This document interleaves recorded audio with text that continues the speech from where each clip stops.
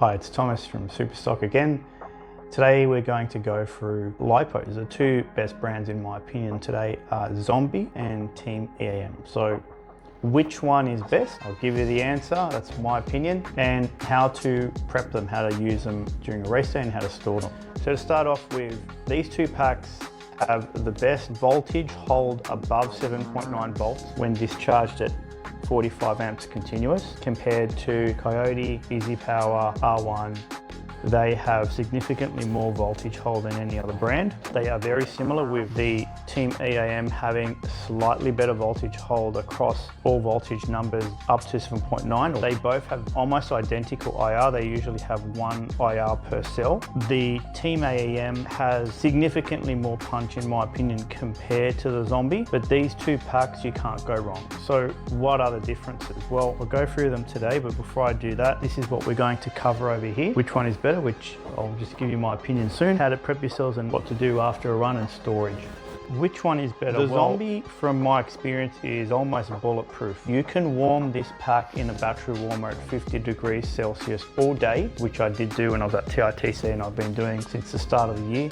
They will never puff. There's something in reference to the chemicals used or the composition that's just very foolproof. Also, it's a HV pack, so you can charge them at a higher voltage, and they're just very easy to use. They have a very typical storage voltage of 7.6. They can go down to 3.3 volts per cell. They're very robust. The EAM though it's a little bit more finicky, to be frank with you. The lowest I would go with these when cycling is 3.5 per cell as per the instructions in the pack. Whenever you buy the EAM, they will tell you specifically what to do. And the storage voltage is significantly lower than what you normally store these. You would store the Team EAM at 7.2 volts, whereas these are 7.6. So because of that, and they don't take heat as well, so you can't warm these significantly. Anything above 30 degrees and they start puffing, they don't like being charged too hot. So for that reason, Eric Anderson obviously recommends the RC discharger,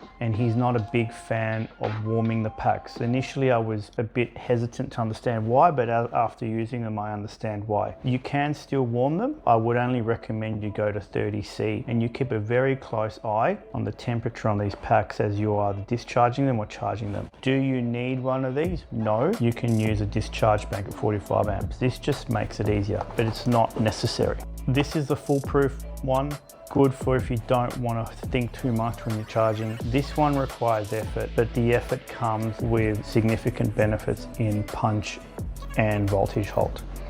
So how do you prepare yourself? So the EAM cannot go over 8.4. I did that once recently and I ruined the cells. It just doesn't like it. It's not designed for that. This is a high voltage version. So the Zombies are a high voltage pack, so they can go above. So if you're at TITC, maybe you might want to use this one. With the EAM, again, what you discharge them to is very important. Do not go lower than 3.5. In my opinion, the Team EAM is a better pack for competition use, but it depends on what your max voltage is at an event. If you can go up to 8.44, you will be a little bit disadvantaged compared to others, maybe at the start of a race, because this can't go at 8.44. And if you're doing outlaw, well, you really should go with the Zombie. And then how do you store them? So like I said, very specific with this one. I did make the mistake of storing these at 7.6 and they did puff. You need to store them at 7.2 as per the instructions in the box. These ones are 7.6, which is a more typical number for a Lipo battery. Don't leave the EAMs in the sun. The Zombies can take 50C all day, so there's never charge over 60. The Zombies are rated up to 60. I would not recommend you warm them to 60, but they can take 50 degrees all day, every day of the week. So there you go. That's my summary of Lipos. Two of the best packs. One at least is a standout performer. The other one is incredibly good, very close to this one with a fraction less punch. So anyway, that's it from me. I'm Thomas and I'll see you next time at the track. This is Superstock signing out.